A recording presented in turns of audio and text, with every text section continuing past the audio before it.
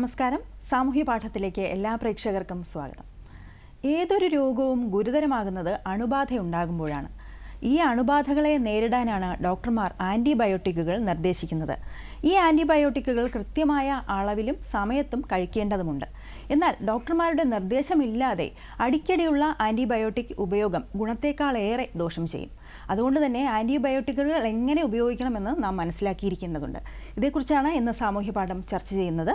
ഇന്ന് നമ്മോടൊപ്പമുള്ള അതിഥി Thiruvananthapuram Sree Chitra Tirunal institute for medical sciences and ടെക്നോളജിയിലെ മെഡിക്കൽ സൂപ്രണ്ടും മൈക്രോബയോളജി വിഭാഗം മേധാവിയുമായ ഡോക്ടർ കവിത രാജ.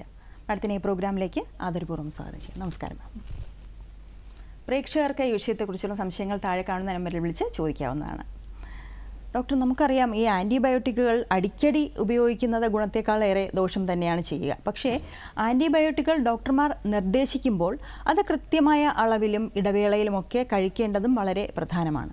അപ്പോൾ ലോകാരോഗ്യ സംഘടന ഈ ഒരു വർഷം നമുക്ക് നവംബർ 18 മുതൽ 24 വരെ ആൻറ്റി മൈക്രോബിയൽ അവയർനെസ് വാരമായി ആചരിക്കുകയാണ്. അപ്പോൾ അതിൽ തന്നെ നമുക്ക് ഈ ഒരു ആൻറ്റിബയോട്ടിക്കുകൾ എങ്ങനെ ഉപയോഗിക്കണം, അതിൻ്റെ ഒരു പ്രാധാന്യത്തെക്കുറിച്ച് വ്യക്തമാണ് അല്ലേ? അതേക്കുറിച്ചൊന്ന് പറയാമോ ഡോക്ടർ? ലോകാരോഗ്യ സംഘടന ഇപ്പോൾ വളരെ ഗൗരവത്തോടെ കാണുന്ന ഒരു കാര്യമാണ് ഈ ആൻറ്റി മൈക്രോബിയൽ റെസിസ്റ്റൻസ്. ഇത് കാരണം ഒരു ഇന്ത്യയിൽ തന്നെ ദശലക്ഷം, ഒരു 2-3 ദശലക്ഷം ആളുകൾ മരിക്കുന്നുണ്ട് എന്നാണ് കണക്കുകൾ പറയുന്നത്. അത് കാരണം ഒരു കുറേ നല്ല സർജിക്കൽ അല്ലെങ്കിൽ മെഡിക്കൽ ട്രീറ്റ്മെൻറ്റ് ഫലമില്ലാതെ കാണുന്നു. കാരണം ഒരാളെ അഡ്മിറ്റ് ചെയ്ത് ട്രീറ്റ് ചെയ്യുന്ന സമയത്ത് വളരെയധികം ആൻറ്റിബയോട്ടിക് റെസിസ്റ്റൻസ് വന്നു കഴിഞ്ഞാൽ പിന്നെ ആ മെയിനായിട്ടുള്ള ഇപ്പോൾ ഒരു സർജറി ചെയ്തു, ആ സർജറിയുടെ ഗുണം വരാതെ വെറുതെ ഒരു മനുഷ്യൻ ഒരു ആൻറ്റിബയോട്ടിക് റെസിസ്റ്റൻറ്റ് ബാക്ടീരിയ കാരണം മരിച്ചു പോകുന്നു. അപ്പോൾ അങ്ങനെ ഒരു സാഹചര്യം വരാതിരിക്കാൻ വേണ്ടി എല്ലാവരോടും ഉള്ളൊരു താക്കീതോ ഒരു അവയർനെസ് പ്രോഗ്രാമായിട്ട് നടത്താൻ വേണ്ടിയാണ് ലോകാരോഗ്യ സംഘടന ഇത് ഇങ്ങനെ നിർദ്ദേശിച്ചിരിക്കണം. ഒരാഴ്ച എല്ലാ വർഷവും നമ്മൾ ഇതുപോലെ ആചരിക്കണം. ഓക്കെ. ഈ അണുബാധകൾക്കെതിരെ പൊരുതുന്ന ധാരാളം മരുന്നുകൾ ചെയ്തിട്ടും ഫലം കാണാതെ വരുന്ന ഒരു സാഹചര്യം ഉണ്ടാകാറുണ്ട്. അപ്പോൾ അതേക്കുറിച്ച് അന്വേഷിക്കുമ്പോൾ നമുക്ക് ഈ ആൻറ്റിബയോട്ടിക്കുകൾ അമിതമായി ഉപയോഗിച്ചുകൊണ്ട് നമ്മുടെ ശരീരത്തിൽ ബാക്ടീരിയകളോ അല്ലെങ്കിൽ മറ്റ് മൈക്രോബ്സിൻ്റെയൊക്കെ ഒരു റെസിസ്റ്റൻസ് അതിനോട് ഉണ്ടാവുകയാണ് ചെയ്യുന്നത് അല്ലേ? പൊതുവെ ഏതെല്ലാം തരത്തിലുള്ളൊരു അണുബാധയാണ് അല്ലെങ്കിൽ ഏതെല്ലാം തരത്തിലുള്ള അണുക്കളാണ് നമ്മുടെ ശരീരത്തെ ബാധിക്കാൻ സാധ്യതയുള്ളത്? അണുക്കൾ എന്ന് പറഞ്ഞു കഴിഞ്ഞാൽ മെയിനായിട്ടുള്ള പ്രധാനപ്പെട്ടത് ബാക്ടീരിയ ആണ്. പക്ഷെ അങ്ങനെ പറഞ്ഞാലും നമ്മൾ അറിയാതെ കൂടുതൽ അണുബാധ ഉണ്ടാകുന്നത് നമുക്ക് വൈറസുകൾ കാരണമാണ്. കാരണം മെയിനായിട്ട് നമുക്ക് വരുന്ന റെസ്പിറേറ്ററി ഇൻഫെക്ഷൻ എന്ന് വെച്ചാൽ ജലദോഷം, കഫക്കെട്ട്, അതാണ്. അല്ലെങ്കിൽ പിന്നെ വയറിളക്കം. ഇത് രണ്ടുമാണ് ഏറ്റവും കൂടുതൽ കാണുന്നത്. അതിൽ തന്നെ ഒരു 90% വൈറസ് കാരണമാണ്. പക്ഷേ ഒരാളെ ഒരു ആശുപത്രിയിൽ അഡ്മിറ്റ് ചെയ്ത് കഴിയുമ്പോൾ മിക്കവാറും വരുന്ന ഇൻഫെക്ഷൻസ് മിക്കവാറും ബാക്ടീരിയ കാരണമാണ്. അതുകൊണ്ട് പൊതുജനങ്ങൾ അറിയാനുള്ളത് എന്താണെന്ന് വെച്ചാൽ, നമ്മൾ സാധാരണ ജീവിതത്തിൽ ചെറിയ ജലദോഷവും അങ്ങനെ എല്ലാം വരുമ്പോൾ നമ്മൾ അടിക്കടി ഇതുപോലെ പറഞ്ഞ പോലെ ആൻറ്റിബയോട്ടിക് കഴിച്ചുകൊണ്ടിരുന്നാൽ നമ്മുടെ ശരീരത്തിലുള്ള അണുക്കൾ എല്ലാം ആൻറ്റി മൈക്രോബിയൽ റെസിസ്റ്റൻസ് അവർക്ക് വരും. എന്ന് വെച്ചാൽ ഒരു സാഹചര്യം എനിക്കിപ്പോൾ ഇവിടെ ഇരിക്കുമ്പോൾ ഭയങ്കര ബുദ്ധിമുട്ട് തോന്നുകയാണെങ്കിൽ ഞാൻ അതിനോട് പൊരുത്തപ്പെടാൻ വേണ്ടി ഞാൻ ചില കാര്യങ്ങൾ ചെയ്യും. അതുപോലെ കുറേ ആൻറ്റിബയോട്ടിക്കിൻ്റെ ഒരു സാന്നിധ്യത്തിൽ ബാക്ടീരിയ എന്ത് ചെയ്യും, അവർക്ക് കുറേ എൻസൈംസ് ഉണ്ടാക്കും. അല്ലെങ്കിൽ അവരുടെ പ്രതിരോധം എന്ന് വെച്ചാൽ ചുറ്റുമുള്ള സെൽ വാൾ അത് ശക്തിപ്പെടുത്തും, അകത്തോട്ട് മരുന്ന് കയറാതെ നോക്കും. അപ്പോൾ അങ്ങനെ പല വിധത്തിൽ ബാക്ടീരിയയിൽ ജനിതക മാറ്റങ്ങൾ വരും. അപ്പോൾ അത് സർവൈവ് ചെയ്യും. സർവൈവൽ ഓഫ് ദ ഫിറ്റസ്റ്റ് എന്നൊക്കെ പറയില്ലേ, ഡാർവിൻ്റെ തിയറി പ്രകാരം. അപ്പോൾ ഏറ്റവും ഫിറ്റായിട്ടുള്ള ബാക്ടീരിയ മാത്രമേ ആ സാഹചര്യത്തിൽ സർവൈവ് ചെയ്യുള്ളൂ. പക്ഷേ നമ്മൾ ആൻറ്റിബയോട്ടിക്കേ കഴിക്കുന്നില്ല എങ്കിൽ സാധാരണ പോലെയുള്ള ബാക്ടീരിയ മാത്രമേ നമ്മുടെ ശരീരത്തിൽ ഉണ്ടാവുള്ളൂ. അപ്പോൾ ഡോക്ടർമാർക്ക് എങ്ങാനും ഒരു ഇൻഫെക്ഷൻ വന്നാൽ പെട്ടെന്ന് ട്രീറ്റ് ചെയ്യാൻ പറ്റും. ഓക്കെ, അതായത് നമ്മുടെ ശരീരത്തിൽ നല്ല ബാക്ടീരിയകളുമുണ്ട്, എന്നാൽ രോഗകാരണമായിട്ടുള്ള ഒരു ബാക്ടീരിയയും വന്നേക്കാം. ആ ഒരു സമയത്താണ് മരുന്നുകളുടെ ആവശ്യം വരുന്നത് അല്ലേ? അപ്പോൾ നമ്മൾ മനസ്സിലാക്കിയിരിക്കേണ്ടത് ഏത് സമയത്താണ് ആൻറ്റിബയോട്ടിക്, എന്ത് രോഗത്തിനാണ് ആൻറ്റിബയോട്ടിക്കുകൾ ഉപയോഗിക്കുന്നത് എന്നുള്ളൊരു വ്യക്തമായിട്ടുള്ളൊരു ധാരണ പൊതുവേ ഇല്ലാത്തൊരു സാഹചര്യമാണ്. ശരിക്കും ബാക്ടീരിയൽ രോഗങ്ങൾക്കാണ് ആൻറ്റിബയോട്ടിക് ഡോക്ടർ എഴുതുന്നത് അല്ലേ? അതെ അതെ അതെ അതെ. വൈറസിന് ഇഫക്റ്റീവ് അല്ല. ഓക്കെ. അപ്പോൾ സാധാരണമായിട്ട് വരുന്ന ചെറിയ പനി, ജലദോഷം, അതിനൊക്കെ തന്നെ അതെല്ലാം 90% വൈറസ് കാരണമാണ്. പിന്നെ ആൻറ്റി വൈറൽ ഡ്രഗ്സ് ഉണ്ട്, ആൻറ്റി ഫംഗൽ ഡ്രഗ്സ് ഉണ്ട്, ആൻറ്റി പാരസിറ്റിക്കും ഉണ്ട്. ഇപ്പോൾ കാണുന്ന ആദ്യ ആൻറ്റിബയോട്ടിക്കിനെതിരെ മാത്രമായിരുന്നു റെസിസ്റ്റൻസ്. പക്ഷേ ഇപ്പോൾ കാണുന്നത് എന്താണെന്ന് വെച്ചാൽ ആൻറ്റി വൈറലിൻ്റെ എഗൻസ്റ്റും റെസിസ്റ്റൻസ് വരുന്നുണ്ട്, വൈറസുകൾക്ക് റെസിസ്റ്റൻസ് വരുന്നുണ്ട്, പിന്നെ പാരസൈറ്റിന് റെസിസ്റ്റൻസ് വരുന്നുണ്ട്, ഫംഗസിന് റെസിസ്റ്റൻസ് വരുന്നുണ്ട്. ചില ഇനം ഫംഗസ് ആദ്യമേ തന്നെ എന്ന് വെച്ചാൽ ആൻറ്റി ഫംഗൽ കൊടുത്തില്ലെങ്കിൽ തന്നെ അത് ഫംഗലിൻ്റെ റെസിസ്റ്റൻസ് ആയിട്ട് വരുന്ന ഫംഗസ് വരെ ആയി കഴിഞ്ഞു. അതാണ് ഇപ്പോഴത്തെ സാഹചര്യം. ജനിതക മാറ്റം സംഭവിച്ചു കഴിഞ്ഞു. ഓക്കെ. അപ്പോൾ നമുക്കറിയാം ഇതിനെക്കുറിച്ചൊരു വ്യക്തമായിട്ടുള്ളൊരു ധാരണ പൊതുജനങ്ങൾക്കിടയിൽ ആവശ്യമായിട്ടുണ്ട്. അപ്പോൾ ഈ വർഷത്തെ ഈ ഒരു വാരത്തിൻ്റെ തീം തന്നെ പറയുന്നത് അത് തന്നെയാണ് അല്ലേ? ഒരു എഡ്യൂക്കേഷൻ, ഇതേക്കുറിച്ചുള്ള ഒരു വിദ്യാഭ്യാസം പൊതുജനങ്ങൾക്കിടയിൽ ഉണ്ടാക്കുക എന്നുള്ളതാണ്. അപ്പോൾ ഈ ഒരു തീം മുന്നോട്ട് വയ്ക്കുന്നത് എന്താണ്? ലോക ജനസംഖ്യ കാര്യങ്ങളാണ് പറയുന്നത്. Educate, advocate, act now. അപ്പോൾ അതിൽ എഡ്യൂക്കേറ്റ് എന്ന് പറഞ്ഞാൽ അത് പൊതുജനങ്ങളെയും ശരിക്കും പറഞ്ഞാൽ കുറേ ഡോക്ടർമാരെയും തന്നെയാണ് എഡ്യൂക്കേഷൻ. അപ്പോൾ ഞങ്ങളിപ്പോൾ ശ്രീചിത്രയിൽ ചെയ്യുന്നത് 2 വിധത്തിലാണ്. ഒന്ന്, ഇതുപോലെ പൊതുജന സമ്പർക്ക പരിപാടികൾ നടത്തി പൊതുജനങ്ങളെ എഡ്യൂക്കേറ്റ് ചെയ്യുക. അതേ സമയം തന്നെ ഞങ്ങൾ ആശുപത്രിയുടെ അകത്ത് പോസ്റ്റർ കോമ്പറ്റീഷൻ, അങ്ങനെ പല ക്വിസ് കോമ്പറ്റീഷൻ അങ്ങനെയെല്ലാം വെച്ച് അവിടെ ഉള്ള ഡോക്ടർമാരെയും നഴ്സുമാരെയും കൂടി എഡ്യൂക്കേഷൻ നടത്തുന്നുണ്ട്. രണ്ടാമത്തെ അഡ്വക്കേറ്റ് എന്ന് വെച്ചാൽ ഹയർ പോളിസി മേക്കേഴ്സ്, ഈ നയങ്ങൾ ഉണ്ടാക്കുന്ന ആൾക്കാരുണ്ടാവും. ഇപ്പോൾ ഹോസ്പിറ്റലിൽ തന്നെ director of the hospital, president, department of science and ടെക്നോളജിയുടെ കീഴിലാണ് വരുന്നത്, ഗവൺമെൻറ് ഓഫ് ഇന്ത്യ. അപ്പോൾ ആ ലെവലിൽ നമ്മൾ അഡ്വക്കേറ്റ് ചെയ്യണം. നമ്മൾ പറയണം ഇതിന് വേണ്ടിയുള്ള സാഹചര്യം ആശുപത്രിയിൽ ഒരുക്കണം എന്ന് നമ്മൾ അഡ്വക്കേറ്റ് ചെയ്യണം ഹയർ ലെവലിൽ. പിന്നെ ആക്ട് നൗ എന്ന് പറഞ്ഞാൽ ഇപ്പം തന്നെ നമ്മൾ ചെയ്യണം. നമ്മൾ നാളെയോ മറ്റന്നാളോ മാറ്റി വയ്ക്കരുത്. വെരി ഈസി, അത് മനസ്സിലാക്കാൻ എളുപ്പമാണ്. ഇപ്പം തന്നെ ആക്ട് ചെയ്യണം. സോ WHO പറയുന്നത് educate, advocate, act now. Okay. അപ്പോൾ ഒരു വ്യക്തമായിട്ടുള്ളൊരു രോഗനിർണയത്തിന് ശേഷമായിരിക്കുമല്ലോ ഡോക്ടർമാർ ആൻറ്റിബയോട്ടിക്കുകൾ എഴുതുന്നത്. മാത്രമല്ല ചില വ്യക്തികൾ അങ്ങോട്ട് സമ്മർദ്ദം ചെലുത്തി ആൻറ്റിബയോട്ടിക്കുകൾ ആവശ്യപ്പെടുന്ന ഒരു സാഹചര്യം കാണാറുണ്ട്. അപ്പോൾ എങ്ങനെയാണ് ഈ ആൻറ്റിബയോട്ടിക്കുകൾ നമ്മുടെ ശരീരത്തിൽ പ്രവർത്തിക്കുന്നത്? ആൻറ്റിബയോട്ടിക് നമ്മൾ കൊടുക്കുമ്പോൾ നമ്മൾ കൊടുക്കുന്ന ഒന്നിൽ ഓറൽ എന്ന് വെച്ചാൽ നമ്മൾ കഴിക്കുന്നു, അല്ലെങ്കിൽ നമ്മൾ ഇഞ്ചക്ഷനായിട്ട് കൊടുക്കും. ഇഞ്ചക്ഷൻ തന്നെ ഇൻട്രാവീനസ് ആവാം, അല്ലെങ്കിൽ മസ്കുലർ ആവാം, ഇൻട്രാമസ്കുലർ ആവാം.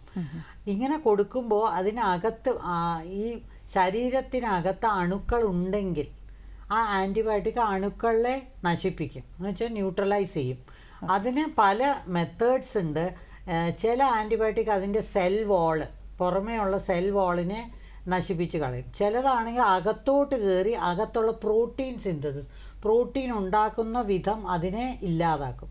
ചിലതാണെങ്കിൽ ഈ DNA, അതിൻ്റെ DNA റെപ്ലിക്കേറ്റ് ചെയ്യണമല്ലോ ഈ ബാക്ടീരിയയുടെ, ആ പ്രവർത്തനം നിർത്തലാക്കും.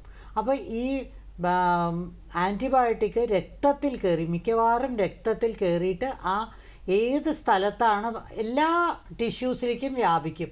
ഏതെങ്കിലും ഒരു ടിഷ്യൂവിൽ, ഫോർ എക്സാമ്പിൾ ലങ്സിൽ ഇൻഫെക്ഷനാണ്, ന്യൂമോണിയാണ്, അവിടെയും രക്തക്കുഴലുകളും രക്തവും എത്തുമല്ലോ. അപ്പോൾ രക്തം വഴി ഇത് അവിടെ എത്തും, ആൻറ്റിബയോട്ടിക് അവിടെ എത്തും. അവിടെ ബാക്ടീരിയ ഉണ്ടെങ്കിൽ അതിനെ കൊല്ലും. പക്ഷേ ആ സമയത്ത് അവിടെ വൈറസ് ആണോ ഉണ്ടെങ്കിൽ ഈ ആൻറ്റിബയോട്ടിക് കൊണ്ട് ഒരു ഫലവും ഉണ്ടാവില്ല. മറിച്ച് അവിടെയുള്ള നല്ല ബാക്ടീരിയകൾ, നമ്മുടെ എല്ലാ തൊണ്ടയിലും ആമാശയത്തിലും കുറേ നല്ല ബാക്ടീരിയകളുണ്ട്. അപ്പോൾ ഈ ആൻറ്റിബയോട്ടിക് കാരണം അവയും കുറേ ഒരു ലെവൽ വരെ ചത്തുപോകും.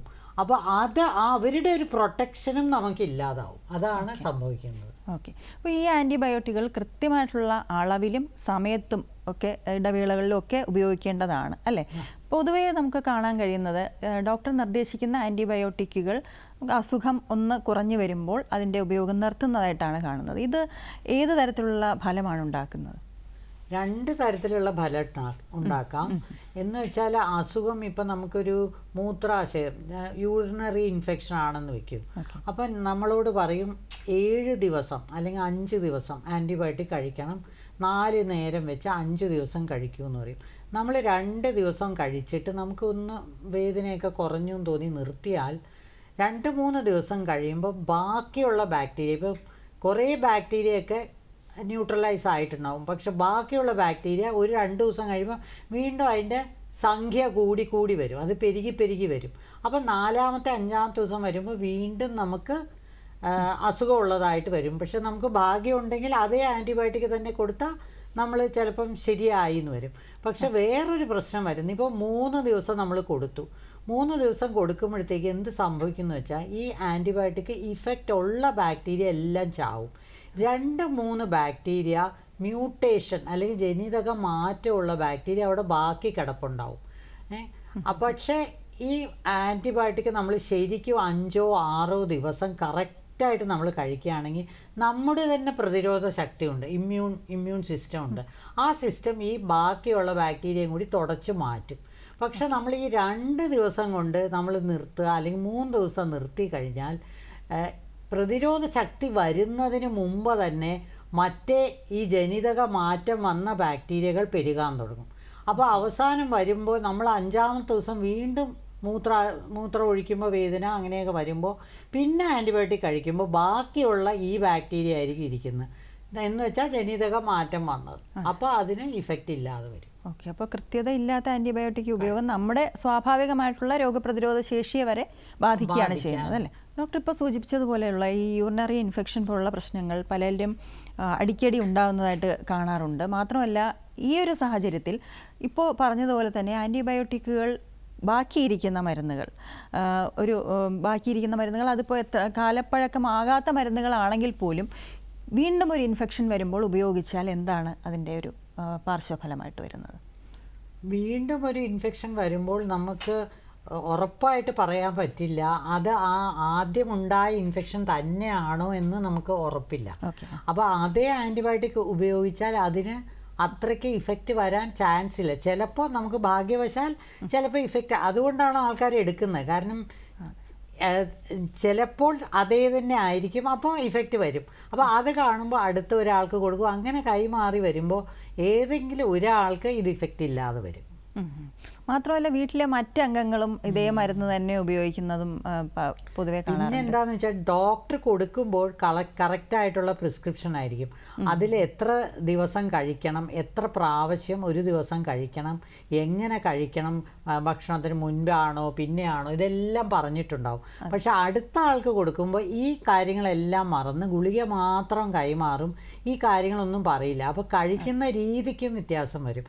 അങ്ങനെ വ്യത്യാസം വരുമ്പോഴും ഈ ഇഫക്റ്റ് കുറയാനുള്ള സാധ്യതയുണ്ട്. Okay doctor. മാത്രമല്ല ഈ ആൻറ്റിബയോട്ടിക്കുകൾ നമ്മൾ മെഡിക്കൽ ഷോപ്പിൽ ഡോക്ടർ നിർദ്ദേശമില്ലാതെ അല്ലെങ്കിൽ മുന്നേ നിർദ്ദേശിച്ച മരുന്നുകൾ തന്നെ വീണ്ടും ഒരാവശ്യം വരുമ്പോൾ പോയി വാങ്ങി കഴിക്കുന്ന പ്രവണത കാണാറുണ്ടല്ലോ. അപ്പോൾ ഇത് എത്രത്തോളം ഈ പറഞ്ഞതുപോലെ അളവ് കൃത്യമായിരിക്കണമെന്നില്ല, എത്ര ഡോസ് വേണമെന്ന് അപ്പോൾ അറിയാൻ കഴിയില്ല, അങ്ങനെ കുറേ പ്രശ്നങ്ങളുണ്ടല്ലോ അതിൽ. ഈ മെഡിക്കൽ ഷോപ്പിലിരിക്കുന്ന ഫാർമസിസ്റ്റിന് അറിയില്ല എന്ത് രോഗമാണ് അയാൾ ചികിത്സിക്കാൻ ഇത് കൊടുക്കുന്നതെന്ന്. ഡയഗ്നോസ്റ്റിക് സ്റ്റുവേർഡ്ഷിപ്പ് എന്നൊരു വാക്കുണ്ട്, ഇപ്പോൾ പുതിയതായിട്ട് വന്നതാണ്. അതിൽ ആദ്യം ഡയഗ്നോസിസ് ശരിയാവണം. ദാറ്റ് ഈസ് യൂറിനറി ഇൻഫെക്ഷൻ തന്നെയാണോ അതോ വേറെ എന്തെങ്കിലും അസുഖമാണോ. ഇപ്പം മൂത്രം ഒഴിക്കുമ്പോൾ വേദന എന്ന് പറഞ്ഞാൽ വേറെ പല അസുഖങ്ങൾക്കും മൂത്രം ഒഴിക്കുമ്പോൾ വേദന ഉണ്ടാവും. അല്ല തലവേദന എന്ന് പറഞ്ഞാൽ അത് ജലദോഷം കാരണമുള്ള തലവേദനയാണോ വേറെ എന്തെങ്കിലും ആണോ. ഇത് ഡോക്ടർ നോക്കിയിട്ട് ഒരു ഡയഗ്നോസിസിൽ എത്തിയിട്ട് പല ടെസ്റ്റുകളും ചെയ്യേണ്ടി വരും. ഇപ്പം ഞാൻ മൈക്രോബയോളജി ഹെഡാണ്, ഞങ്ങളുടെ ഡിപ്പാർട്ട്മെൻറ്റിലാണ് ഈ അണുക്കളെ വളർത്തി നോക്കുന്നത്, കൾച്ചർ ചെയ്യുന്ന സ്ഥലമാണ്. അപ്പോൾ ഡോക്ടർ എന്ത് ചെയ്യും, ബ്ലഡിൻ്റെ ഒരു സാമ്പിൾ എടുത്തിട്ട് ഞങ്ങളുടെ ലാബിലേക്ക് അയക്കും. അപ്പോൾ കൃത്യമായിട്ടുള്ള ഇന്ന അണുവാണെന്ന് ഞങ്ങൾ ഡോക്ടർക്ക് പറഞ്ഞു കൊടുക്കും. അതനുസരിച്ചായിരിക്കും ആൻറ്റിബയോട്ടിക് തീരുമാനിച്ച് കൊടുക്കുന്നത്. ഇതൊന്നുമില്ലാതെ ഒരാൾ നേരെ പോയിട്ടൊരു മെഡിക്കൽ ഷോപ്പിൽ പോകുമ്പോൾ അവിടെ ഇരിക്കുന്ന എന്താണ് അവൈലബിൾ അതാണ് കൊടുക്കുന്നത്. അല്ലെങ്കിൽ ഈ പ്രിസ്ക്രിപ്ഷൻ വേറൊരു ഡയഗ്നോസിസിൻ്റെ പ്രിസ്ക്രിപ്ഷനാണ്. അപ്പോൾ അത് കാരണവും കുറേ തെറ്റുകളും സംഭവിക്കാം, ആൻറ്റിബയോട്ടിക്കിൻ്റെ പാർശ്വഫലങ്ങളും വരാനുള്ള ഇടയുണ്ട്. ഓക്കെ, ഈ ആൻറ്റിബയോട്ടിക്കുകൾ നമ്മൾ വാങ്ങിക്കഴിഞ്ഞാൽ ഇത് എങ്ങനെ സൂക്ഷിക്കണം എന്നുണ്ടല്ലോ ഡോക്ടർ. മാത്രമല്ല ആവശ്യം കഴിഞ്ഞ് ബാക്കി വരുന്ന മരുന്നുകൾ എന്ത് ചെയ്യണം, അതിനെക്കുറിച്ചൊക്കെ ഒന്ന് പറയാമോ? ആൻറ്റിബയോട്ടിക് പൊതുവേ നമുക്ക് സാധാരണ പോലെ റൂം ടെമ്പറേച്ചറിൽ തന്നെ സൂക്ഷിക്കാവുന്നതാണ് മിക്ക ആൻറ്റിബയോട്ടിക്കുകളും, അതിന് കുഴപ്പമില്ല. ബാക്കി വരുന്നത് ഐഡിയൽ സിറ്റുവേഷനിൽ തിരിച്ച് ഫാർമസിസ്റ്റിനെ ഏൽപ്പിക്കണം എന്നാണ്. എന്ന് വെച്ചാൽ നമ്മൾ ബില്ല് സൂക്ഷിച്ച് വെക്കണം, എന്നിട്ട് ഇത് ഇത്രയും ബാക്കി വന്നു, അല്ലെങ്കിൽ ബാക്കി വരാതെ നമ്മൾ കറക്റ്റായിട്ട് 5 ദിവസത്തേക്കുള്ള കൃത്യമായിട്ട് വാങ്ങുക. എന്നിട്ട് അല്ലെങ്കിൽ 4 ദിവസത്തേക്ക് വാങ്ങിയിട്ട് 2 ദിവസം കൂടി കഴിക്കണമെങ്കിൽ ബാക്കി പിന്നെ പോയി വാങ്ങുക. അപ്പോൾ കൂടുതലാവാതെ നോക്കുന്നതാണ് ഏറ്റവും നല്ലത്. ഇനി കൂടുതലായിപ്പോയാൽ ഇപ്പോൾ കേരള ഗവൺമെൻറ് ഇപ്പോൾ ഈ ഇടയ്ക്ക് തുടങ്ങിയ ഒരു പദ്ധതിയാണ് പ്രൗഡ് എന്ന് പറഞ്ഞൊരു പദ്ധതി. അതിൽ അവർ കുറച്ച് ബിൻസ്, എനിക്ക് തോന്നുന്നു ഒരു 50-60 ബിൻസ് കുറേ ഒരു ട്രയൽ റണ്ണാണിത്. 50-60 ബിൻസ് എല്ലാ സ്ഥലത്തും കൊടുത്തിട്ടുണ്ട്, എല്ലാ ഫാർമസിയിലും കൊടുത്തിട്ടുണ്ട്. എനിക്കൊന്ന് മെഡിക്കൽ കോളേജിൻ്റെ അടുത്തെല്ലാം കൊടുത്തിട്ടുണ്ട്. അത് ബിൻ അവിടെ വയ്ക്കും, അതിൽ കൊണ്ടുപോയിട്ടാൽ മതി. പഴയ മരുന്ന് അല്ലെങ്കിൽ എക്സ്പയറി ആയ മരുന്ന് എല്ലാം ബിന്നിൽ കൊണ്ടുപോയിടും. പിന്നെ അവിടുന്ന് അത് കൊണ്ടുപോയി സംസ്കരിക്കും. ഓക്കെ മാം, നമുക്കൊരു കോൾ വന്നിട്ടുണ്ട്, നോക്കാം. ഹലോ ഹലോ ഹലോ, നമസ്കാരം, സാമൂഹ്യ പാഠമാണ്, പറഞ്ഞോളൂ. ആരാണ് വിളിക്കുന്നത്? അനിൽകുമാർ, പാലക്കാട് ജില്ലയിൽ നിന്ന്. ഓക്കെ, ചോദിച്ചോളൂ. ഡോക്ടർ നമസ്കാരം. ഞാന് പിന്നെ എന്റെ പേര് അനിൽകുമാർ എന്നാണ്. പിന്നെ എനിക്ക് തൊണ്ടയിൽ ഇൻഫെക്ഷൻ, അതായത് ഈ ടോൺസിലിറ്റിസ് ആദ്യം ഉണ്ടായിരുന്നു. പിന്നെ ഡോക്ടറുടെ നിന്ന് സാറ് ഒരുപാട് ആന്റിബയോട്ടിക്സ് ആയിരുന്നു, തുടർച്ചയായിട്ട് കഴിക്കും, അത് മാറും. പിന്നീട് തൊണ്ടയിൽ ഈ ചെറിയ നീറൊക്കെ പോലെ വരുമ്പോഴും ഞാൻ ചെല്ലുമ്പോൾ അദ്ദേഹം ഇതേ മരുന്ന് ആന്റിബയോട്ടിക് ചെയ്തു. അങ്ങനെ ഒരുപാട് വർഷം ഞാൻ കഴിച്ചു. ഇപ്പോ 4-5 വർഷമായിട്ട് ഈ പ്രശ്നം ഇല്ല, ആന്റിബയോട്ടിക്സ് ഒന്നും കഴിക്കുന്നില്ല. അപ്പൊ എനിക്കിപ്പോ ഭയങ്കര ക്ഷീണം കാര്യങ്ങളൊക്കെ ഉണ്ട്. അപ്പൊ അത് ഈ മരുന്ന് തുടർച്ചയായി കഴിച്ചതിന്റെ വല്ല കുഴപ്പമാണോ? ക്ഷീണം എന്താണ് അസുഖമായിട്ട് ഇപ്പം എന്താ ഉള്ളത്? ഇപ്പം തൊണ്ടവേദന ഇല്ല, ടോൺസിലൈറ്റിസ് ഇല്ല, പിന്നെ എന്താ ഉള്ളത്? ഇപ്പം എന്താ ഉള്ളത്? ഇപ്പൊ എന്ന് പറഞ്ഞാല് എനിക്ക് വേറെ അസുഖമൊന്നുമില്ല. ഇപ്പൊ തന്നെയാണ് ഞാൻ പറഞ്ഞില്ലേ, ഇപ്പോ ആകെ മൊത്തം ക്ഷീണവും കാര്യങ്ങളൊക്കെയാണ്. അത് ആൻറ്റിബയോട്ടിക് ആയിട്ട് കണക്ഷൻ ഉണ്ടാവാൻ സാധ്യത കുറവാണ്. ഒരു ഡോക്ടറെ കാണിച്ചാൽ മതി. കാരണം വെറുതെ ഉള്ള ക്ഷീണമൊന്നും വരില്ല ആൻറ്റിബയോട്ടിക് കാരണം. കഴിച്ച് കുറേ കാലം കഴിഞ്ഞു എന്നല്ലേ പറഞ്ഞത്, കുറേ നാൾ മുമ്പേ ആയിരുന്നു, അത് കഴിഞ്ഞ് മാറി. ഇപ്പോൾ ഉള്ള ക്ഷീണം അതുമായിട്ട് ബന്ധം ഇല്ല എന്നാണ് എനിക്ക് തോന്നുന്നത്. അതായത് എനിക്കൊരു ഇപ്പൊ വയസ്സ് 50 ഒരു 15 വയസ്സ് മുതൽ ടോൺസിൽസ് ഉണ്ടായിരുന്നു. അതിൻ്റെ അല്ല, ഇല്ല ഇത്ര കാലമൊന്നും ആൻറ്റിബയോട്ടിക്കിൻ്റെ ഇഫക്റ്റ് നിൽക്കില്ല ദേഹത്തിൽ. അല്ല, 40-40 വയസ്സ് വരെ കഴിച്ചു, കുഴപ്പമില്ല. ആൻറ്റിബയോട്ടിക്കിൻ്റെ ഇഫക്റ്റ് മാക്സിമം ഒരാഴ്ച 2 ആഴ്ച അത്രയൊക്കെ നിൽക്കുള്ളൂ. വേറൊന്നും കുറേ നാളത്തേക്കൊന്നും ഇഫക്റ്റ് വരില്ല. വേറെ ഇപ്പത്തിന് നമ്മള് എന്തെങ്കിലും ഈ നല്ല ആക്സിഡന്റ് വല്ല മരുന്നുകളും കഴിക്കാൻ പറ്റുമോ? നിങ്ങൾക്ക് പ്രത്യേകിച്ച് ഒരു അസുഖം ഉണ്ടെങ്കിൽ ഒരു ഡോക്ടറെ കാണുക. ഓക്കെ, ഞാൻ വിളിച്ചതിന് നന്ദി. ഡോക്ടർ, ഈ ആൻറ്റിബയോട്ടിക്കുകൾ കൂടുതലായി കഴിക്കുകയാണെങ്കിൽ ഇപ്പോൾ അടിക്കടി ഉണ്ടാകുന്ന പ്രശ്നങ്ങൾ, അതായത് അലർജി പോലുള്ള പ്രശ്നങ്ങളോ അല്ലെങ്കിൽ ഇടയ്ക്കിടെ ഉണ്ടാകുന്ന ഇൻഫെക്ഷൻ കാരണം ഉണ്ടാകുന്ന പ്രശ്നങ്ങൾ കാരണം ഇടയ്ക്കിടയ്ക്ക് ആൻറ്റിബയോട്ടിക്കുകൾ ഉപയോഗിക്കേണ്ടി വരുന്നവരുണ്ട്. അപ്പോൾ ഇവരിൽ ദൂരവ്യാപകമായിട്ടുള്ള ഫലം അതെങ്ങനെയാണ് ഉണ്ടാവുക? ഞങ്ങൾ കാണുന്നത് എന്താണെന്ന് വെച്ചാൽ, ഞങ്ങൾക്ക് ശ്രീചിത്രയിൽ കാർഡിയോളജി ന്യൂറോളജി അല്ലേ മെയിനായിട്ടുള്ളത്. അപ്പോൾ കാർഡിയോളജിയിൽ പ്രശ്നം എന്താണെന്ന് വെച്ചാൽ അവർക്ക് വെള്ളം കുടിക്കാൻ പറ്റില്ല. ഹാർട്ട് ഫെയിലിയർ പേഷ്യൻസിന് വെള്ളം അധികം കുടിക്കാൻ പാടില്ല. അങ്ങനെ വെള്ളം കുടിക്കാതിരിക്കുമ്പോൾ യൂറിനറി ഇൻഫെക്ഷൻ വരാൻ സാധ്യതയുണ്ട്. അപ്പോൾ ആദ്യത്തെ യൂറിനറി ഇൻഫെക്ഷൻ വരുമ്പോൾ അത് നല്ല സെൻസിറ്റീവ് ബാക്ടീരിയ ആയിരിക്കും, സുഖമായിട്ട് ട്രീറ്റ് ചെയ്യാൻ പറ്റും. പിന്നെ ഒരു 2-3 മാസം കഴിയുമ്പോൾ വീണ്ടും ഈ വെള്ളം കുടിക്കാതിരിക്കുന്നതുകൊണ്ട് പിന്നെയും യൂറിനറി ഇൻഫെക്ഷൻ വരും. ആ സമയത്ത് അടുത്ത സെറ്റ് ആൻറ്റിബയോട്ടിക് കൊടുക്കും. അങ്ങനെ കുറേ പ്രാവശ്യം കൊടുത്തു കഴിയുമ്പോൾ ഈ എല്ലാ ബാക്ടീരിയകളും അദ്ദേഹത്തിൻ്റെ ഉള്ളിൽ മാറിയിട്ട്, ആ പേഷ്യൻ്റെ ഉള്ളിൽ മാറിയിട്ട് എല്ലാം റെസിസ്റ്റൻ്റ് ആവാനുള്ള സാധ്യതയുണ്ട്. പക്ഷേ നമുക്കിപ്പോൾ യൂറിനറി ഇൻഫെക്ഷൻ ട്രീറ്റ് ചെയ്യാതിരിക്കാനും വയ്യ, അത് ട്രീറ്റ് ചെയ്തേ പറ്റും. അപ്പോൾ അതൊരു ബുദ്ധിമുട്ടായിട്ടുള്ള സാഹചര്യമാണ്. ഒരു 5 ദിവസം കഴിച്ച് അപ്പോൾ തന്നെ നിർത്തുക, അതൊക്കെയാണ് നമ്മൾ നിർദ്ദേശം കൊടുക്കുക. പിന്നെ എത്രത്തോളം വെള്ളം കുടിക്കാം അത് കൊടുക്കുക. പിന്നെ ഒരു ഗ്രൂപ്പ് പേഷ്യൻസ് ഉള്ളത് ഈ കുട്ടികളിൽ ജന്മനാ ഉള്ള ചില പ്രശ്നങ്ങളുണ്ട്. എന്ന് വെച്ചാൽ മൂത്രം ഒഴിക്കുമ്പോൾ ഉള്ള ബുദ്ധിമുട്ട്, അങ്ങനെയുള്ള കുട്ടികളുണ്ട്. അവർക്കും ഇതുപോലെ മൂത്രം കെട്ടിക്കിടന്നിട്ട്, പിന്നെ പ്രോസ്റ്റേറ്റിൻ്റെ പ്രോബ്ലം ഉള്ളവർ, അവർക്കും ഇത് കെട്ടിക്കിടന്നിട്ട് പിന്നെ ഇൻഫെക്ഷൻ വരാനുള്ള സാധ്യത, അത് വീണ്ടും വീണ്ടും വീണ്ടും വരാനുള്ള സാധ്യത. ആ കാര്യത്തിൽ നമുക്കിപ്പോൾ ഒന്നും ചെയ്യാൻ വയ്യ. ആ ട്രീറ്റ്മെൻറ്റ് ചെയ്യുക, നിർത്തുക, അത്രയേ ഉള്ളൂ. പിന്നെ ഒറിജിനലായിട്ടുള്ള പ്രോബ്ലം പ്രോസ്റ്റേറ്റിൻ്റെ ആണെങ്കിൽ അതിൻ്റെ ഓപ്പറേഷൻ ചെയ്യണം. ഹാർട്ട് ഫെയിലിയർ ആണെങ്കിൽ ആ ട്രീറ്റ്മെൻറ്റ് കംപ്ലീറ്റ് ആക്കണം. അപ്പോൾ അത് ചെയ്തിട്ട് ശരിയാക്കാനേ പറ്റുള്ളൂ. നമുക്ക് ആൻറ്റിബയോട്ടിക് കൊടുക്കാതിരിക്കാനും പറ്റില്ല ശരിക്കുള്ള ഇൻഫെക്ഷൻ ഉണ്ടെങ്കിൽ. ഡോക്ടർ, ഈ ആൻറ്റിബയോട്ടിക്കുകൾ നൽകാൻ കഴിയാത്ത രോഗികളുണ്ടോ, അനുയോജ്യമല്ലാത്ത രീതിയിലുള്ള? അതിനെക്കുറിച്ചൊന്ന് പറയാമോ? ആൻറ്റിബയോട്ടിക് കൊടുക്കാൻ പറ്റാത്ത ഒന്നാമത്തെ അലർജി. അപ്പോൾ പെൻസിലിൻ അലർജി എന്ന് പറഞ്ഞാൽ അത് വളരെ ബുദ്ധിമുട്ടായിട്ടുള്ള സാഹചര്യമാണ്. അത് കാരണം പല ഡോക്ടർമാരും പെൻസിലിൻ കൊടുക്കാൻ മടിക്കുന്നു. പെൻസിലിൻ വളരെ നല്ല ഡ്രഗാണ്, ഒരു സൈഡ് ഇഫക്റ്റ് ഒന്നുമില്ല, പക്ഷേ അലർജി ഉണ്ടാവാനുള്ള സാധ്യതയുള്ളതുകൊണ്ട് എല്ലാവരും കൊടുക്കാൻ മടിക്കുന്ന ഒരു സാധനം. ഒന്ന് അലർജി. പിന്നെ ഉള്ളത് ലിവർ ഫെയിലിയർ അല്ലെങ്കിൽ കിഡ്നി ഫെയിലിയർ, അല്ലെങ്കിൽ ഫെയിലിയർ ആവണമെന്നില്ല, കിഡ്നിയിൽ ഡിസീസ്, ക്രോണിക് റീനൽ ഡിസീസ് ഉള്ള ആൾക്കാർ, ഇങ്ങനെയുള്ളവർക്ക് ചിലപ്പോൾ ആൻറ്റിബയോട്ടിക് കുറച്ച് സൂക്ഷിച്ച് കൊടുക്കണം. പക്ഷേ എല്ലാ ആൻറ്റിബയോട്ടിക്കും കൊടുക്കണ്ട എന്ന് പറയേണ്ട ആവശ്യമില്ല. ലിവറിനെ ബാധിക്കുന്നത് കൊടുക്കാതിരിക്കുക, കിഡ്നിക്ക് അസുഖമുള്ളവർക്ക് കിഡ്നിയെ ബാധിക്കാത്തത് കൊടുക്കുക. അങ്ങനെയും നമുക്ക് ചോയ്സ് ഉണ്ട്, പലതരം ആൻറ്റിബയോട്ടിക് ഉള്ളതുകൊണ്ട് അതനുസരിച്ച്. പിന്നെ ഡോസിൽ കുറച്ച് വ്യത്യാസങ്ങൾ വരുത്തിയാലും അത് ഇഫക്റ്റീവ് ആവാം. അങ്ങനെ ആ രീതിയിൽ ഡോസും മാറ്റി കുറച്ച ഡോസിലും കൊടുക്കാൻ പറ്റും അങ്ങനെയുള്ള ആൾക്കാർ. ഓക്കെ. ഈ ഗർഭകാലത്തും ഒക്കെ തന്നെ ഈ ആൻറ്റിബയോട്ടിക് വളരെ സൂക്ഷിച്ച്, അല്ലേ, ഡോക്ടറുടെ നിർദ്ദേശപ്രകാരം മാത്രം കൊടുക്കാം. ഓക്കെ. ഈ ആൻറ്റിബയോട്ടിക്കുകൾ നമ്മൾ ഉപയോഗിക്കുമ്പോൾ എങ്ങനെ, അതായത് തുടർച്ചയായി കുറേയധികം വർഷങ്ങൾ ആൻറ്റിബയോട്ടിക്കുകൾ ഉപയോഗിച്ച് കഴിഞ്ഞാൽ നമ്മുടെ ശരീരത്തിനെ അത് ഏത് രീതിയിലാണ് ബാധിക്കുക? തുടർച്ചയായി എന്ന് ഉദ്ദേശിക്കുന്നത് എങ്ങനെയാണെന്നുള്ളതാണ്. ചില ആൾക്കാർക്ക് ഒരാഴ്ച ആൻറ്റിബയോട്ടിക് കൊടുക്കാതെ തന്നെ കിഡ്നി ഫെയിലിയർ വരും. ചിലവർക്കാണെങ്കിൽ എത്രയോ കാലം കൊടുത്താലും ഒരു അസുഖവും വരില്ല, നോർമൽ.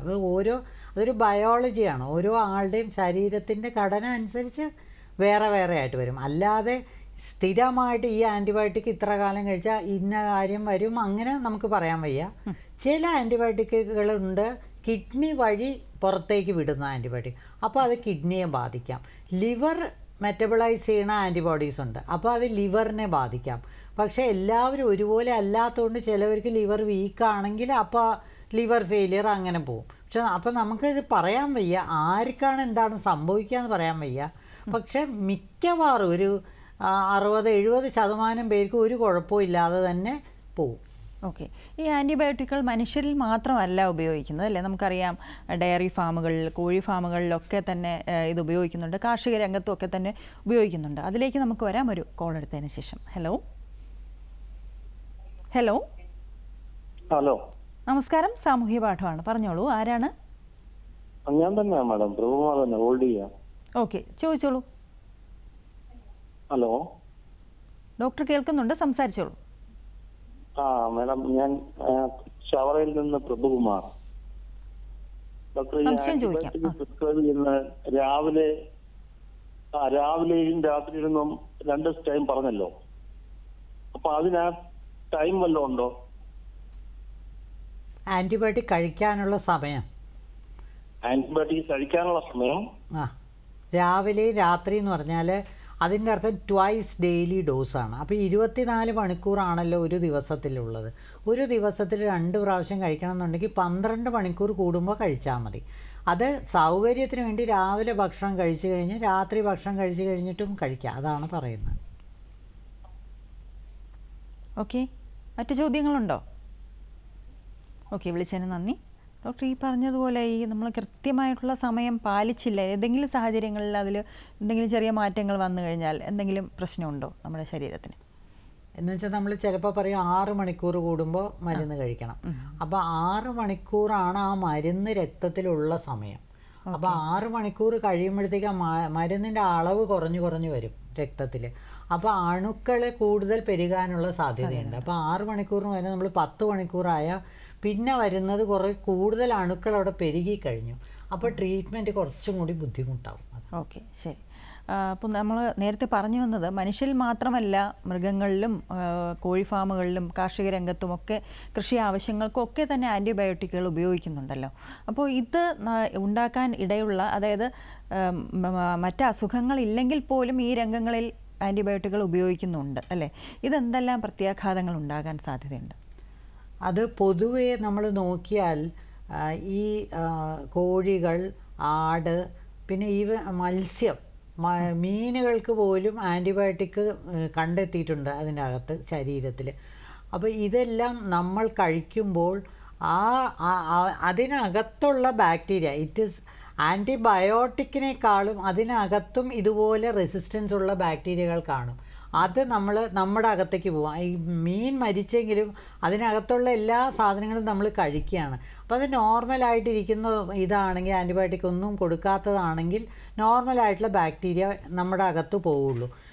ആൻറ്റിബയോട്ടിക് ആസ് സച്ച് അതല്ല ബുദ്ധിമുട്ട്, അതിൻ്റെ കൂടെ വരുന്ന ബാക്ടീരിയയും വൈറസും എല്ലാമാണ്. ഇപ്പം നമ്മൾ കോവിഡിൻ്റെ കാര്യത്തിലെല്ലാം പറഞ്ഞില്ലേ, ഇത് മൃഗങ്ങളിൽ നിന്ന് നമുക്ക് വരുന്ന രോഗങ്ങളാണ്, സൂണോട്ടിക് ഡിസീസസ് എന്ന് പറയുന്നത്. അപ്പോൾ അങ്ങനത്തെ രോഗങ്ങളിൽ പോലും റെസിസ്റ്റൻസ് വരാനുള്ള സാധ്യതയുണ്ട്. അപ്പോൾ കോഴിക്ക് ഉള്ള അല്ലെങ്കിൽ ആടിനുള്ള അങ്ങനത്തെ അസുഖങ്ങൾ നമ്മൾ അതിനെ കഴിക്കുമ്പോൾ അതിനുള്ളിലുള്ള അസുഖങ്ങൾ നമുക്ക് വരാമല്ലോ. അപ്പോൾ ഓൾറെഡി അവർക്ക് ആൻറ്റിബയോട്ടിക് കൊടുത്തിരിക്കുകയാണെങ്കിൽ, അവർക്ക് ആൻറ്റിബയോട്ടിക് കൊടുത്തുകൊണ്ടിരിക്കുകയാണെങ്കിൽ അതിന് റെസിസ്റ്റൻ്റ് ആയിരിക്കും. അപ്പോൾ അങ്ങനെ റെസിസ്റ്റൻ്റ് ആയിട്ടുള്ളത് നമുക്ക് വരും. അത് നമ്മൾ കാണുന്ന എന്താ വെച്ചാൽ, ഈ മനുഷ്യന് ഒരിക്കലും ആൻറ്റിബയോട്ടിക് കഴിക്കാത്ത ഒരാൾക്ക് പോലും റെസിസ്റ്റൻ്റ് ആയിട്ടുള്ള ബാക്ടീരിയ നമുക്ക് കിട്ടിയിട്ടുണ്ട്. അപ്പോൾ അന്വേഷിക്കുമ്പോഴാണ് ഈ ഞാനല്ല, റിസർച്ച് ചെയ്ത് കണ്ടുപിടിച്ച കാര്യങ്ങളാണ് ഈ മത്സ്യത്തിൻ്റെയും ഈ ആട്, കോഴി എന്നിവ ഉള്ള മൃഗങ്ങളുടെ ഉള്ളിലും ഈ ആൻറ്റിബയോട്ടിക് റെസിസ്റ്റൻസ് ഡെവലപ്പ് ചെയ്തിട്ടുണ്ട് എന്ന് കാണുന്നത്. ഓക്കെ. ഇപ്പോൾ ഈ അടുത്ത കാലത്തായിട്ട് ICMR നടത്തിയ ഒരു പഠനത്തിൽ കണ്ടെത്തിയത്, കേരളത്തിലെ ഇറച്ചിക്കോഴികളിൽ ഈ മരുന്നുകളെ പ്രതിരോധിക്കാൻ ശേഷിയുള്ള അണുക്കളെ കണ്ടെത്തിയിട്ടുണ്ട്, ബാക്ടീരിയകളെ കണ്ടെത്തിയിട്ടുണ്ട് എന്നുള്ളൊരു പഠനം അടുത്ത കാലത്തായിട്ട് വന്നിട്ടുണ്ട്. അപ്പോൾ ആത്യന്തികമായിട്ട് ഈ മരുന്നുകളെ പ്രതിരോധിക്കാൻ ശേഷിയുള്ള ബാക്ടീരിയകൾ മനുഷ്യ ശരീരത്തിൽ തന്നെയാണ് എത്തിപ്പെടുന്നത് അല്ലേ? ഇത് എത്രത്തോളം ആശങ്കാജനകമാണെന്നുള്ളതാണ്. നമുക്ക് ഒരു കോളിലേക്ക് പോകാം. ഹലോ ഹലോ ഹലോ, നമസ്കാരം. സാമൂഹ്യ പാഠമാണ്, പറഞ്ഞോളൂ. നമസ്കാരം ഡോക്ടർ. എന്റെ സംശയം എന്ന് പറഞ്ഞാല്, ഈ ആന്റിബയോട്ടിക്കുകൾ കൊടുക്കുമ്പോൾ സപ്പോർട്ട് ആയിട്ട് ഈ വൈറ്റമിൻസ് കൊടുക്കാറുണ്ടല്ലോ, അത് എന്തിനാണെന്ന് അറിഞ്ഞാൽ കൊള്ളാം. രണ്ടാമത്തെ ചോദ്യം, മാഡം നേരത്തെ പറഞ്ഞു ആന്റിബയോട്ടിക് ഇൻജെക്ഷൻസ് മസിലിലൂടെയും എടുക്കും അല്ലാതെ എടുക്കും എന്ന് പറഞ്ഞു, അതെന്തുകൊണ്ടാണെന്നും കൂടെ ഒന്ന് വിശദീകരിച്ചാൽ നന്നായിരിക്കും. രണ്ടാമത്തെ ചോദ്യം ക്ലിയർ ആയില്ല. രണ്ടാമത്തെ ഇഞ്ചക്ഷൻ, പിന്നെ ആന്റിബയോട്ടിക് ഇഞ്ചക്ഷൻ ആയിട്ട് എടുക്കുമല്ലോ, അതെ, അത് മസിലിലും എടുക്കും അല്ലാതെ എടുക്കും എന്ന് പറഞ്ഞല്ലോ. മസിലിലെ എടുക്കും, അതെന്തുകൊണ്ടാണെന്ന് അറിഞ്ഞാൽ കൊള്ളാം. മനസ്സിലായി രണ്ട് ചോദ്യം? ഇത് ആൻറ്റിബയോട്ടിക്കിൻ്റെ ഇഫക്റ്റ് വരണമെങ്കിൽ ചില ആൻറ്റിബയോട്ടിക് വെയിൻ വഴി എടുക്കണം, ചിലത് ഓറലായിട്ട് കഴിക്കാം. ഇപ്പം 3 തരമാണ്. ഓറലായിട്ട് കഴിക്കാം, വെയിൻ വഴി എടുക്കാം, മസിൽ വഴി എടുക്കാം. ശരീരത്തിൻ്റെ ഉള്ളിൽ ഈ ആൻറ്റിബയോട്ടിക് പ്രവേശിക്കണമല്ലോ. അപ്പോൾ ഓറലായിട്ട് എടുക്കുന്നത് ആമാശയത്തിലേക്കാണ് എത്തുന്നത്. അതുവഴി അതിൽ ചില മാറ്റങ്ങൾ വന്ന് ലിവറിലും എല്ലാം പോയിട്ട് വേണം ഇത് പോകാനായിട്ട്. അപ്പോൾ അതിന് കുറച്ചുകൂടി സമയമെടുക്കും. ഇൻട്രാവീനസ് വെയിൻ വഴി കൊടുക്കുന്നത് കുറച്ചും കൂടി പെട്ടെന്ന് ആൻറ്റിബയോട്ടിക് എത്തേണ്ട സ്ഥലത്തേക്ക് എത്തും. ബ്ലഡ് വഴിയാകുമ്പോൾ നേരിട്ട് അങ്ങോട്ട് എത്തും. അപ്പോൾ സാധാരണ ആശുപത്രിയിൽ കിടക്കുന്ന രോഗികൾക്കാണ് നമ്മൾ ഈ ഇഞ്ചക്ഷൻ വഴി കൊടുക്കുന്നത്. കാരണം രോഗി കുറച്ചുകൂടി സിക്കായിരിക്കും, വയ്യാതെയായിട്ട് ഇരിക്കുകയായിരിക്കും. അപ്പോൾ എത്രയും വേഗം പെട്ടെന്ന് മാറാൻ വേണ്ടി നമ്മൾ കൊടുക്കുന്നത് ഇൻട്രാവീനസ് ആയിട്ടാണ് ഏറ്റവും വേഗം. ഇൻട്രാമസ്കുലർ കുറച്ചുകൂടി സമയമെടുക്കും. ഓറൽ കുറച്ചുകൂടി അതിലും കൂടുതൽ സമയമെടുക്കും ബ്ലഡിലെത്താനായിട്ട്. ഓക്കെ, ശരി. അദ്ദേഹം ചോദിച്ച മറ്റൊരു ചോദ്യമാണ് വൈറ്റമിൻ ടാബ്ലറ്റ്സ് അതിൻ്റെ കൂടെ വൈറ്റമിൻ ടാബ്ലറ്റ്സ് എന്താണെന്ന് വെച്ചാൽ ആൻറ്റിബയോട്ടിക് ഈ രോഗാണുക്കളെ പ്രതിരോധിക്കുന്ന സമയത്ത് അല്ലെങ്കിൽ രോഗാണുക്കളെ കൊല്ലുന്ന സമയത്ത് ആ റിയാക്ഷന് വേണ്ടി നമ്മുടെ ഉള്ളിലുള്ള കുറേ വൈറ്റമിൻസിൻ്റെ ആവശ്യം വരും.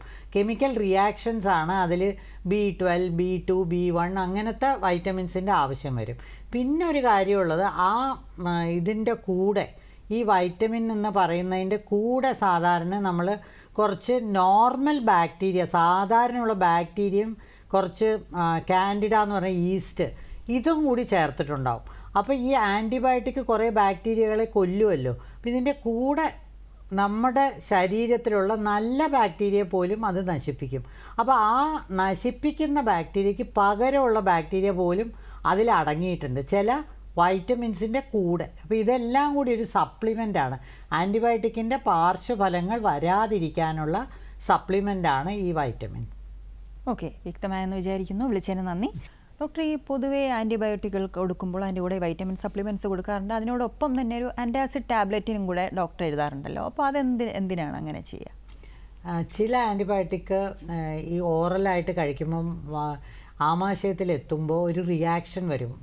വയറിൻ്റെ അകത്തൊരു റിയാക്ഷൻ വന്ന് കൂടുതൽ ആസിഡ് പ്രൊഡക്ഷൻ വരാനുള്ള സാധ്യതയുണ്ട്. വയറിൻ്റെ അകത്ത് ആസിഡ് അല്ലേ ഉള്ളൂ, പിന്നെ കുറച്ച് എൻസൈംസും ഉണ്ട്. ഇതെല്ലാം ആസിഡിൻ്റെ റിയാക്ഷനായിട്ട് കൂടുതൽ ആസിഡ് വരും.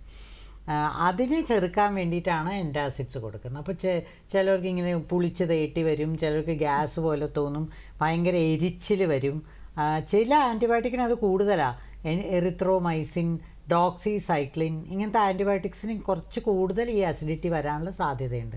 അപ്പോൾ ആൻറ്റാസിഡ് കൊടുക്കും. ഓക്കെ ഡോക്ടർ, ചില ആളുകളിൽ ഈ ആൻറ്റിബയോട്ടിക്കുകൾ അമിതമായി ഉപയോഗിക്കുന്നത് കാരണം ഇറിറ്റബിൾ ബവൽ സിൻഡ്രോം പോലുള്ള പ്രശ്നങ്ങൾ ഉള്ളതായിട്ട് പറയാറുണ്ട്. അതെന്തുകൊണ്ടാണ് അങ്ങനെ സംഭവിക്കുന്നത്?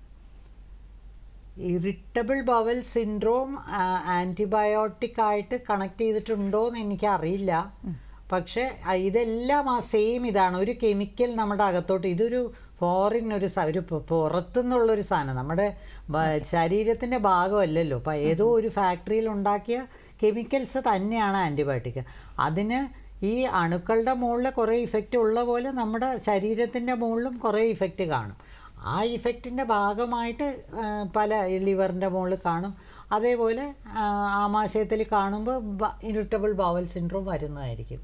ഓക്കെ, അതുപോലെ നമ്മൾ നേരത്തെ സംസാരിച്ച് വന്നതുപോലെ നമുക്ക് ഈ കോഴി ഫാമുകളിൽ അല്ലെങ്കിൽ ഡയറി ഫാമുകളിലൊക്കെ തന്നെ ആൻറ്റിബയോട്ടിക്കുകൾ ഉപയോഗിക്കുന്ന, മീൻ വളർത്തലിലൊക്കെ തന്നെ. അപ്പോൾ ഇവിടങ്ങളിൽ ഉപയോഗിക്കുന്ന ആൻറ്റിബയോട്ടിക്കുകളുടെ അളവിൽ ചില നിർദ്ദേശങ്ങൾ, ചില മാനദണ്ഡങ്ങൾ ഉണ്ടാവേണ്ടത് ആവശ്യമല്ലേ ഡോക്ടർ? എനിക്ക് വെറ്ററിനറി പ്രാക്ടീസ് അറിയില്ല. പക്ഷേ ചില വെറ്ററിനറി ഡോക്ടേഴ്സിനോട് ചോദിച്ചപ്പോൾ അവർ പറയുന്നത് എന്താണെന്ന് വെച്ചാൽ, അവർ ഒരു ആടോ ഒരു കോഴിയോ പശുവോ അസുഖമായിട്ട് വരുമ്പോൾ അവർ ആൻറ്റിബയോട്ടിക് നിർദ്ദേശിക്കും. ആ ആൻറ്റിബയോട്ടിക് തന്നെ ഇവർ കൂടുതൽ വാങ്ങി വെച്ചിട്ട് പിന്നെ എപ്പോഴെങ്കിലും പശുവിന് ചെറുതായിട്ട് പാലിൽ പോലും അളവ് കുറഞ്ഞാൽ അവർ ഇത് കൊടുക്കും. ഇത് കൊടുക്കുമ്പോൾ പാലളവെല്ലാം നല്ലതായിട്ട് വരും എന്നാണ് അവർ വിശ്വസിക്കുന്നത്. ശരിയാണോ എന്നറിയില്ല. അതുകൊണ്ട് അവരത് തുടർച്ചയായിട്ട് അത് കൊടുത്തുകൊണ്ടിരിക്കും.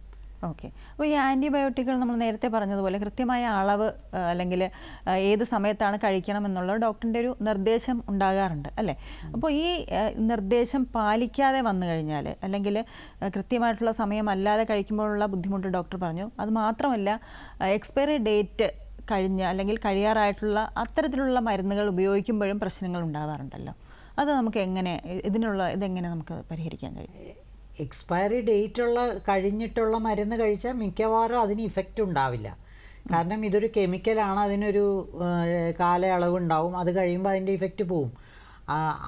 എക്സ്പയറി കഴിഞ്ഞതാണെങ്കിൽ പിന്നെ ഉള്ളത് ചിലപ്പോൾ അതിന് പാർശ്വഫലങ്ങൾ മാത്രം ഉണ്ടാവും, ശരിക്കുള്ള ഇഫക്റ്റ് ഉണ്ടാവില്ല.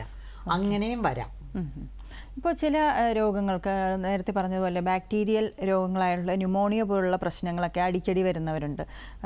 2 വർഷം 3 വർഷം കൂടുമ്പോഴൊക്കെ ന്യൂമോണിയ കണ്ടുവരുന്ന രോഗികളുണ്ട്. അപ്പോൾ ഇത്തരക്കാരിൽ നമുക്കിപ്പോൾ നിലവിൽ ആൻറ്റിബയോട്ടിക്കുകൾ നിലവിലുണ്ട്.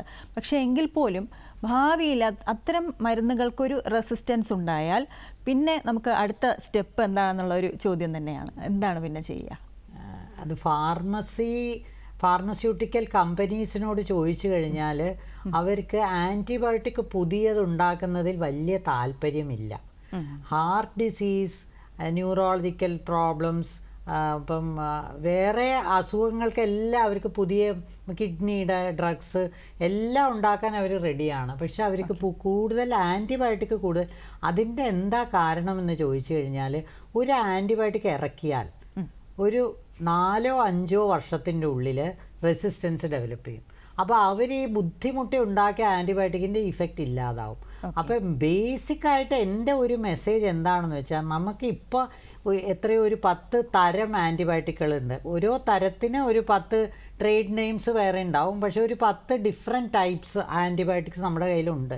ആ ആൻറ്റിബയോട്ടിക്സിനെ നിലനിർത്താൻ നോക്കുക. അത് ആവശ്യമില്ലാതെ ഉപയോഗിച്ച് അതിൻ്റെ ഫലം ഇല്ലാതാക്കാതെ അത് സൂക്ഷിച്ച് ഉപയോഗിക്കണം. നമുക്ക് കുറച്ച് സാധനമേ ഉള്ളൂവെങ്കിൽ നമ്മൾ സൂക്ഷിച്ച് ഉപയോഗിക്കുമല്ലോ, അതുപോലെ സൂക്ഷിച്ച് ഉപയോഗിക്കണം എന്നാണ് എനിക്ക് പറയാനുള്ളത്. പുതിയതിനുള്ള പ്രതീക്ഷ ഉണ്ട്, പക്ഷേ അത് എത്രത്തോളം ഉണ്ടാവും എന്നുള്ളത്, അതിലേക്ക് പണം ഇറക്കാനെല്ലാം ഫാർമസ്യൂട്ടിക്കൽ കമ്പനീസ് വളരെ മടിയാണ്.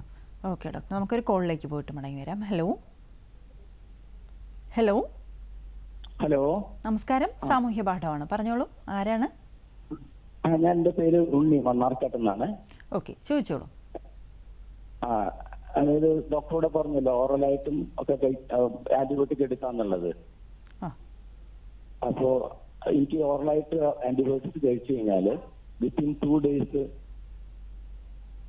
ഈ ഇൻഫെക്ഷൻസ് വരുന്നുണ്ട്. നാവിലും ത്രോട്ടിലൊക്കെ വല്ലാതെ ഇൻഫെക്ഷൻസ് വന്നിട്ട് പിന്നീട് ഭക്ഷണം കഴിക്കാനുള്ള ബുദ്ധിമുട്ടുകൾ, ടെസ്റ്റിൽ ഇറിറ്റേഷൻ ഒക്കെ സാധാരണ വരുന്നുകൊണ്ടിരിക്കുന്നതാണ്. അതുകൊണ്ട് ഈ ആന്റിബയോട്ടിക്സ് ഡോക്ടേഴ്സ് സജസ്റ്റ് ചെയ്താൽ തന്നെ അത് കഴിക്കുമ്പോൾ വല്ലാത്തൊരു അവസ്ഥയാണ്. ഇതിനെന്താണ് ഒരു പോകാൻ വഴിയുള്ളതെന്ന്? ഈ ആൻറ്റിബയോട്ടിക് കഴിക്കുമ്പോൾ അതിൻ്റെ കൂടെ നിങ്ങൾ ആൻറ്റാസിഡും വൈറ്റമിനും അതെല്ലാം എടുക്കുന്നുണ്ടോ എന്നുള്ളതാണ് അടുത്ത ചോദ്യം. അതെടുത്താൽ സാധാരണഗതിക്ക് വരില്ല. പിന്നെ നിങ്ങളുടെ ഒരു അലർജിക് റിയാക്ഷനോ, ഓരോ ആൾക്കാരും ഞാൻ പറഞ്ഞ പോലെ വ്യത്യാസമുണ്ട്.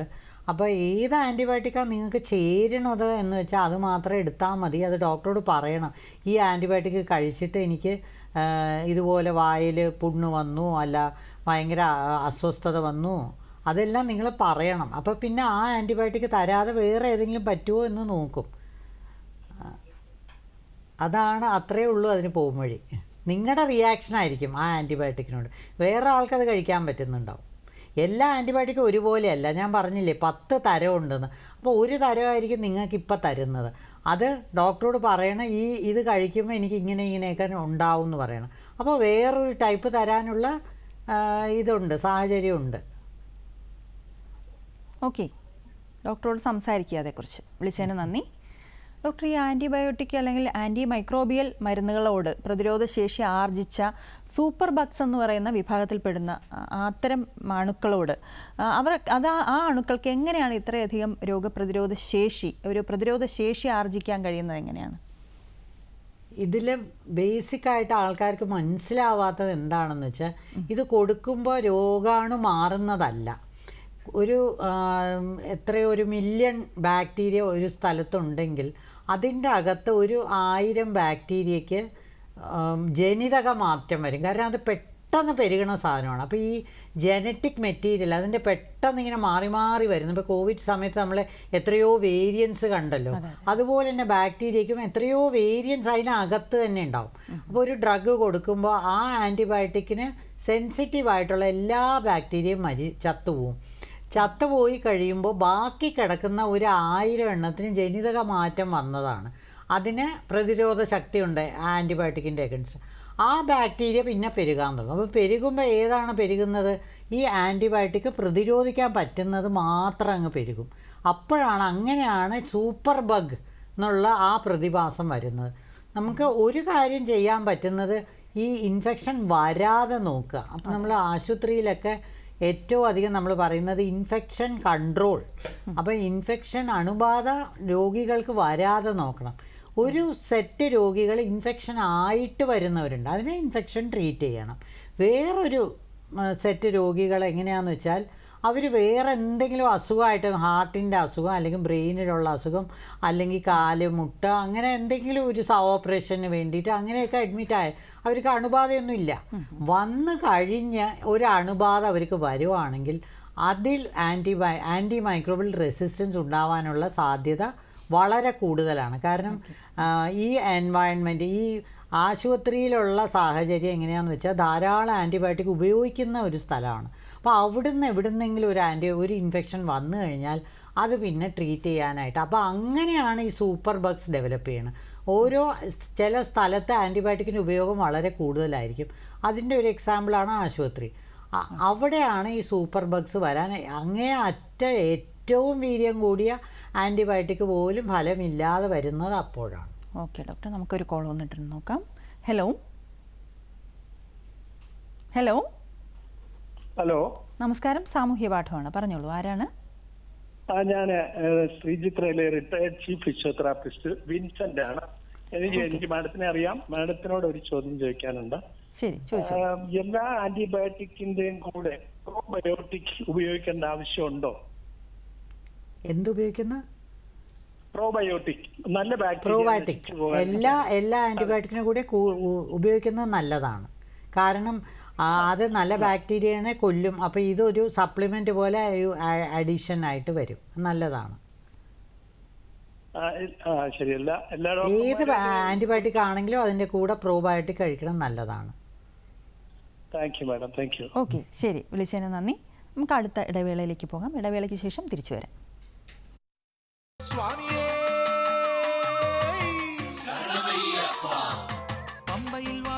ശബരിമല വിശേഷങ്ങൾ. രാജ്യത്തെ മഹാതീർത്ഥാടന കേന്ദ്രമായ ശബരിമല ക്ഷേത്രത്തിലെ ദർശന വിശേഷങ്ങൾ തിരുവനന്തപുരം ദൂരദർശനിൽ 2025 ജനുവരി 14 മകരവിളക്ക് ദിനം വരെ വൈകുന്നേരം 6:55. പുനഃസംപ്രേഷണം അടുത്ത ദിവസം രാവിലെ 7:25. മറക്കാതെ കാണുക. ശബരിമല തീർത്ഥാടന പുണ്യം ഏറ്റുവാങ്ങുക. ശബരിമല വിശേഷങ്ങൾ ദൂരദർശനിൽ.